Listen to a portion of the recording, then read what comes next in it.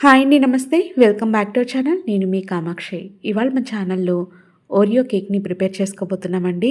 చాలా సింపుల్‌గా ఇంట్లోనే హైజీనిక్‌గా బిస్కెట్స్‌తో ఈజీగా ప్రిపేర్ చేసుకునే ఈ ఓరియో కేక్‌ని ఎలా తయారు చేసుకోవాలనేది ఈరోజు మన ఛానల్‌లో చూడబోతున్నాం. ఇంకెందుకు ఆలస్యం, ఎలా తయారు చేసుకోవాలో చూసేద్దాం రండి. ముందుగా ఈ ఓరియో కేక్ కోసం నేను చాకో క్రీమ్ ఓరియో బిస్కెట్స్‌ని అయితే చూస్ చేసుకున్నానండి. రూ. 10 ప్యాకెట్స్ నేను ఇక్కడ 5 బిస్కెట్ ప్యాకెట్స్ తీసుకున్నాను.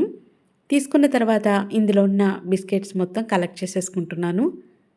ఇలా బిస్కెట్స్ మొత్తం కలెక్ట్ చేసేసుకొని ఇందులో ఉన్న క్రీమ్‌ని నేనేమి రిమూవ్ చేయకుండా డైరెక్ట్‌గా క్రీమ్‌తో సహా ఇక్కడ నేను బిస్కెట్స్‌ని అయితే తీసేసుకుంటున్నాను.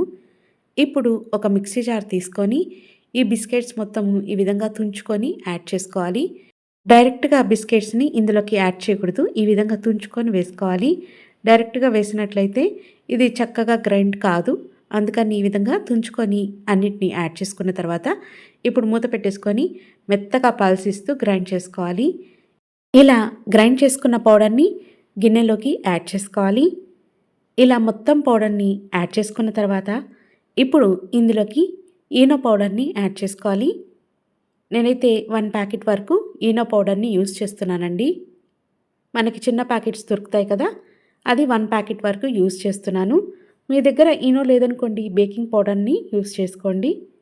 1 స్పూన్ వరకు బేకింగ్ పౌడర్‌ని యాడ్ చేసుకోవాలి. తర్వాత కొంచెం కొంచెం పాలని యాడ్ చేసుకుంటూ కేక్ బ్యాటర్ వచ్చేంత వరకు మిక్స్ చేసుకోవాలి. ఇక్కడ నేను కాచి చల్లారి పెట్టిన పాలని యూజ్ చేస్తున్నాను. ఒకేసారి పాలను పోసుకోకుండా కొంచెం కొంచెంగా పాలను పోసుకుంటూ ఈ విధంగా కలుపుకోవాలి. ఈ విధంగా కేక్ బ్యాటర్ వచ్చేంత వరకు మిక్స్ చేసుకుంటూ ఉండాలి. నాకు కంప్లీట్‌గా ఒక చిన్న గ్లాస్‌తో హాఫ్ గ్లాస్ మిల్క్ అయితే పట్టిందండి. ఇలా పాలను పోసుకొని మిక్స్ చేసుకున్న తర్వాత ఇప్పుడు మనము కేక్‌ని బేక్ చేసే దానికోసం ఏదైనా కేక్ మౌల్డ్‌ని తీసుకోవాలి. ఇక నేను అల్యూమినియం రౌండ్ షేప్ ఉన్న మౌల్డ్‌ని అయితే తీసుకుంటున్నాను. మీ దగ్గర ఇలాంటి మౌల్డ్స్ లేవనుకోండి, ఇంట్లో ఇలా ఫ్లాట్‌గా ఉన్న గిన్నెలు ఏదైనా ఉంటే దాన్నైనా యూజ్ చేసుకోవచ్చు. ఇలా ఆయిల్‌ని అప్లై చేసుకొని లోపల ఒక బటర్ పేపర్‌ని ప్లేస్ చేసుకోవాలి. బటర్ పేపర్ కూడా లేదనుకోండి, ఆయిల్ పైన కాస్త మైదా పిండిని చల్లి అయినా బ్యాటర్‌ని యాడ్ చేసుకోవచ్చు. ఇప్పుడు పైన మళ్ళీ కాస్త ఆయిల్‌ని ఈ విధంగా అప్లై చేసుకోవాలి. ఆయిల్‌నైనా అప్లై చేసుకోవచ్చు, లేదా బటర్‌నైనా అప్లై చేసుకోవచ్చు. ఇక్కడ ఆయిల్ మాత్రము ఫ్లేవర్‌లెస్ ఆయిల్‌ని యూజ్ చేసుకోవాలి. తర్వాత మనం ప్రిపేర్ చేసుకున్న బ్యాటర్‌ని మౌల్డ్‌లోకి యాడ్ చేసేసుకోవాలి. చూడండి, బ్యాటర్ మనం యాడ్ చేస్తున్నప్పుడు ఈ విధంగా రిబ్బన్ కన్సిస్టెన్సీలోకి రావాలి. ఈ కన్సిస్టెన్సీలో బ్యాటర్ ఉన్నట్లయితే మనకి కేక్ అనేది స్పాంజీగా వస్తుంది. ఇలా బ్యాటర్ మొత్తము కేక్ టిన్‌లోకి యాడ్ చేసేసుకున్న తర్వాత ఇప్పుడు కేక్ టిన్‌ని కొంచెం ఇలా ట్యాప్ చేస్తున్నట్లుగా చేసినట్లయితే ఏదైనా ఎయిర్ గ్యాప్స్ ఉంటే పోతాయి. ఇప్పుడు నెక్స్ట్ వచ్చేసి స్టవ్ పైన ఒక పెద్ద గిన్నె పెట్టుకొని లోపల స్టాండ్‌ని ప్లేస్ చేసుకొని 10 మినిట్స్ పాటు ముందుగానే ప్రీహీట్ చేసుకొని రెడీగా ఉంచుకోవాలి. ఇప్పుడు ఈ గిన్నెలోకి మనం బ్యాటర్ వేసిన కేక్ టిన్‌ని ప్లేస్ చేసి ఒక 20 మినిట్స్ పాటు బేక్ చేసుకోవాలి. ఈ లోపల మనము అది బేక్ అయ్యే లోపల గనాష్‌ని ప్రిపేర్ చేద్దాము. దానికోసం ఒక గిన్నెలోకి నీళ్ళని తీసుకొని దానిపైన ఇంకొక గిన్నెను పెట్టుకొని ఇందులోకి 200 గ్రామ్స్ వరకు నేను డార్క్ చాక్లెట్‌ని అయితే యాడ్ చేసుకున్నానండి. తర్వాత ఇందులోకి ఫ్రెష్ క్రీమ్‌ని కూడా యాడ్ చేసుకొని ఇప్పుడు దీన్ని మనం మెల్ట్ చేసుకోవాలి. కింద వాటర్ హీట్‌కే పైన చాక్లెట్ చక్కగా మెల్ట్ అయిపోతుంది. ఈ విధంగా డబుల్ బాయిలర్ మెథడ్‌లో మనం చాక్లెట్‌ని మెల్ట్ చేసుకోవాలి. డైరెక్ట్‌గా అయితే మెల్ట్ చేసుకోకూడదు. ఇప్పుడు 2 నిమిషాల తర్వాత ఇందులోకి నేను బటర్‌ని యాడ్ చేస్తున్నానండి. 1 క్యూబ్ వరకు బటర్‌ని యాడ్ చేశాను. బటర్ వేయటం వల్ల మన గనాచే టెక్స్చర్ అనేది షైనీగా వస్తుంది. మనం మిర్రర్ కేక్స్ అలా కొంటాం కదా! ఆ షైనీ టెక్స్చర్ రావడం కోసం బటర్‌ని యూజ్ చేస్తారు. ఇలా బటర్‌ని వేసేసి బాగా కలుపుతూ ఉండాలి. వేడికే ఈ విధంగా చక్కగా మెల్ట్ అయిపోతుంది. కింద వాటర్ అనేది బాయిల్ అవుతుంది కదా! పైన మనం చాక్లెట్ వేసిన గిన్నె అనేది హీట్‌గా ఉంటుంది కాబట్టి ఆ హీట్‌నెస్‌కి చక్కగా ఇది మెల్ట్ అయిపోతుంది. చాక్లెట్ చక్కగా మెల్ట్ అయిన తర్వాత చూడండి, టెక్స్చర్ అనేది ఈ విధంగా ఎంత బాగొస్తుందో, షైనీగా కూడా ఉంది కదా! సో ఈ టెక్స్చర్ వచ్చేంత వరకు మిక్స్ చేసుకోవాలి. ఇలా మిక్స్ చేసుకొని దీన్ని మనం తీసుకొని ఫ్రిడ్జ్లో పెట్టేసుకోవాలి. వేడిగా ఉన్నప్పుడు కేక్స్ పైన అప్లై చేయకూడదు. సో ఇది కంప్లీట్గా కూల్ అయిన తర్వాతనే దీన్ని మనం యూస్ చేసుకోవాలి. సో దీనైతే నేను ఫ్రిడ్జ్లో పెట్టేస్తున్నాను. ఇప్పుడు ఒకసారి కేక్ బేక్ అయిందో లేదో చెక్ చేసుకుందాము. ఇదైతే బేక్ అయినట్లే అనిపిస్తుంది, కాకపోతే ఒకసారి చెక్ చేసుకుందాము. ఏదైనా టూత్ పిక్ తీసుకోండి. టూత్ పిక్ తీసుకొని ఒకసారి గుచ్చి చూసినట్లయితే టూత్ పిక్కి అంటుకోకుండా రావాలి. ఒకసారి నేనైతే సైడ్స్ అయితే చెక్ చేస్తున్నానండి. సైడ్స్ అయితే పర్ఫెక్ట్గా బేక్ అయింది. ఇలా బేక్ అయింది కదా అని మనం నమ్మడానికి లేదు. ఇలా మధ్యలో కూడా ఒకసారి గుచ్చి చూసినట్లయితే చూడండి, ఇక్కడ టూత్ పిక్కి అంటుకొని వచ్చింది కదా.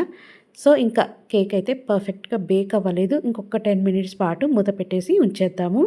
ఒక 10 మినిట్స్ తర్వాత మళ్ళీ చెక్ చేసుకోవాలి. సో 10 మినిట్స్ తర్వాత ఇంకొకసారి టూత్ పిక్ని ప్లేస్ చేసి చూద్దాము. ఇదిగోండి, ఈ విధంగా అంటుకోకుండా రావాలి. ఇప్పుడు కేక్ అయితే పర్ఫెక్ట్గా బేక్ అయింది. స్టవ్ ఆఫ్ చేసేసి ఇమీడియట్గా కేక్ టిన్ని పక్కకు తీసేసేయాలి. ఇలా తీసేసి వేడి మీదే ఇలా ఏదైనా టవల్తో కవర్ చేసేసి దీన్ని కంప్లీట్గా చల్లారనివ్వాలి. ఇది కంప్లీట్గా చల్లారిన తర్వాత ఈ విధంగా డిమోల్డ్ చేసుకోవాలి. డిమోల్డ్ చేసుకొని దీనిపైన ఉన్న బటర్ పేపర్ని రిమూవ్ చేసేసుకోవాలి. ఇలా రిమూవ్ చేసేసుకోండి. ఎంత పర్ఫెక్ట్గా వచ్చిందో చూడండి, స్పాంజీగా కూడా వచ్చింది. ఇప్పుడు ఈ కేక్కి మనం గనాష్ని అప్లై చేసేద్దాము.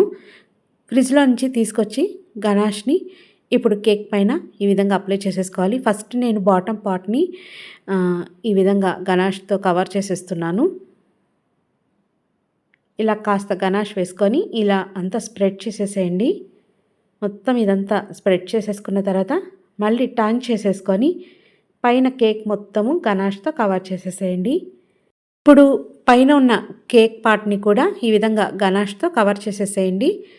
ఇక్కడైతే నేను కేక్ బోర్డ్ని క్లీన్ చేసేస్తున్నానండి. ఇట్లా అంతా ఏదైనా అప్లై ఉంటే ఇలా టిష్యూ పేపర్తో చక్కగా క్లీన్ చేసేసుకోండి. లుక్ వైజ్గా కూడా చాలా నీట్గా ఉంటుంది.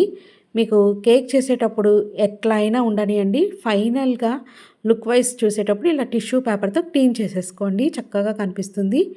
తర్వాత మీకు వచ్చిన థాట్స్ ప్రకారం కేక్ని డిజైన్ చేసేసుకోండి. నా దగ్గర ఇలా డార్క్ చాక్లెట్స్తో చిప్స్ ఉన్నాయి, దాంతో ఈ విధంగా గార్నిష్ చేసేస్తున్నాను. ఈ విధంగా ఉన్నవన్నీ ఈ విధంగా వేసేసాను.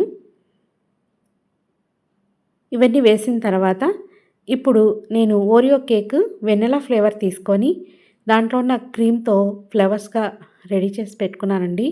ఆ ఫ్లవర్స్ని ఇలా డెకరేట్గా యూజ్ చేసేస్తున్నాను. ఇదిగోండి, ఈ విధంగా రోజ్ ఫ్లవర్స్ లాగా చేసుకున్నాను. దీన్ని ఈ విధంగా మధ్యలో పెట్టేస్తున్నాను.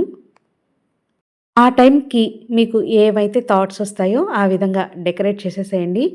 ఇలా నేను కేక్ క్రీమ్తో రోజ్ ఫ్లవర్స్ని చేసుకొని ఈ విధంగా పెట్టేశాను.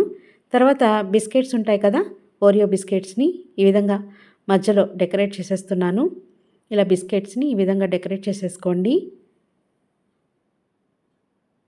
తర్వాత మిగిలిన బిస్కెట్స్ని కూడా సైడ్స్ ఈ విధంగా డెకరేట్ చేసేస్తున్నాను. ఇదిగోండి, ఇలా ఓరియో బిస్కెట్స్ తుంచి హాఫ్గా ఇలా సైడ్స్ క్రీమ్ ఉంటుంది కాబట్టి దీనికి ఇలా అటాచ్ చేసినట్టుగా కవర్ చేసేసేయాలి. అంతే అండి, నేనైతే సింపుల్గా ఈ విధంగా డెకరేట్ చేశాను ఓరియో కేక్ని.